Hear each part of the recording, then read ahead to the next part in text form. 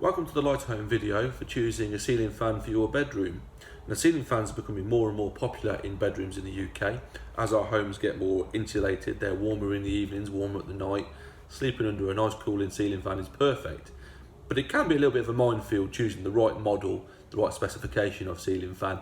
So at Lightahome, we have 5 guidelines, 5 rules that we follow for bedroom ceiling fans.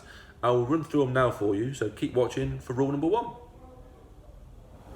Rule number 1 for fitting a fan in a bedroom is choose a quiet ceiling fan. You don't want noise. What's the point in a noisy ceiling fan? After all, you're going to sleep in that room, so it's completely pointless. So no matter what you choose, make sure it's good quality, make sure it's quiet, make sure it's actually described as whisper quiet.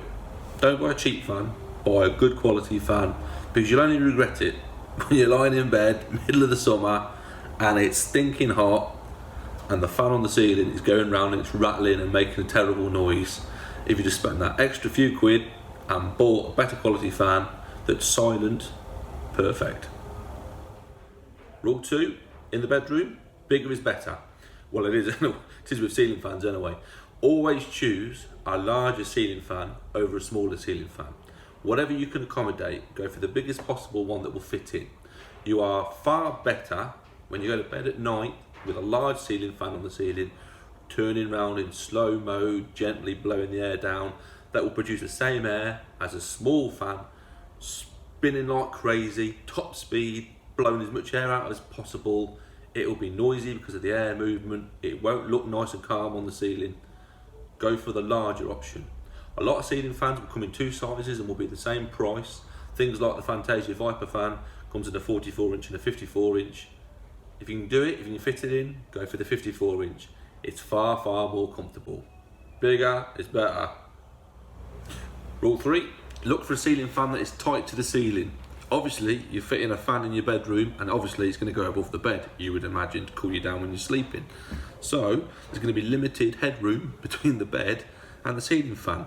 You're not going to want to get up in the middle of the night, sit up or stand up on the bed and bang your head on the blades as it spins around. So, whatever you go for, make sure it's tight to the ceiling. There are plenty of fans available that are flush fitting. Things like the Capri, things like the Mayfair made by Fantasia. You're going to want it to be flush to the ceiling. You don't want any accents whatsoever. A lot of these generic ceiling fans you buy, where they try and cover all aspects for you, they'll come on a drop rod and you'll have to fit it on a drop rod. It will be dangerous, reduce the height above the bed. So just go for a custom made, a proper flush fitted ceiling fan. Speak to a fan specialist if you have to, but don't just buy something for the sake of it. Buy something that's designed for a bedroom. Rule 4, stability. Whatever you put up on your ceiling in your bedroom, you're going to want it to be stable and secure. You're going to sleep in the bedroom. The last thing that you want to do is lay in bed wondering if that ceiling fan is going to fall down on your legs or something like that. It's unusual for it to happen, but it does play on your mind. So whatever you get it good, buy something decent, get it to fix to the ceiling properly. Don't go out and buy a cheap fan. There are times and places for those kind of fans that you can pick up from your DIY stores for not a lot of money. Bedroom is one of those kind of areas where you don't need to buy cheap.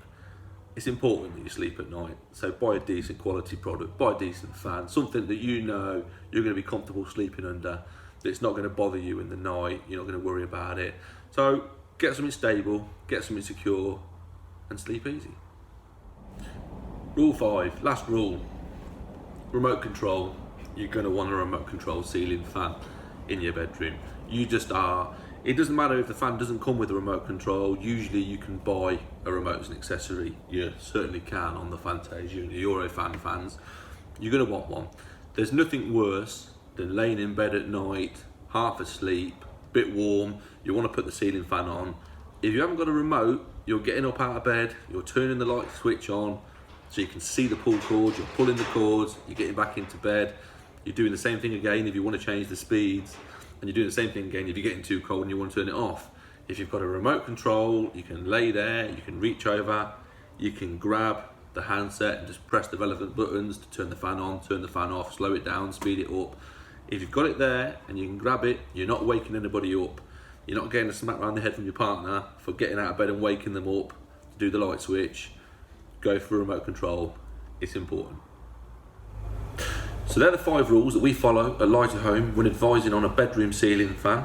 It's important you buy a good quality fan. Don't buy a cheap generic one from your local DIY store. You will regret it in a bedroom. It's one of those places that you're going to want to buy a decent fan.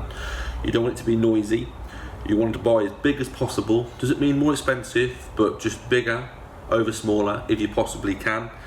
You want it to be close to the ceiling. Don't buy it on a drop rod, or certainly not a long drop rod anyway. Short drop rod you might be okay, but not a long drop rod, because it's going to be completely pointless from the danger point of view. You want to be stable to the ceiling. You want it to be able to actually sit on the ceiling comfortably. You want to lay underneath it and sleep and not worry about any accidents with it at all. And you're going to want it to come with a remote control as well, because that's very important. So if you follow those 5 guidelines, then you'll be perfectly fine when fitting a fan in your bedroom. If this video has been useful and informative, then please like it for us. Thank you.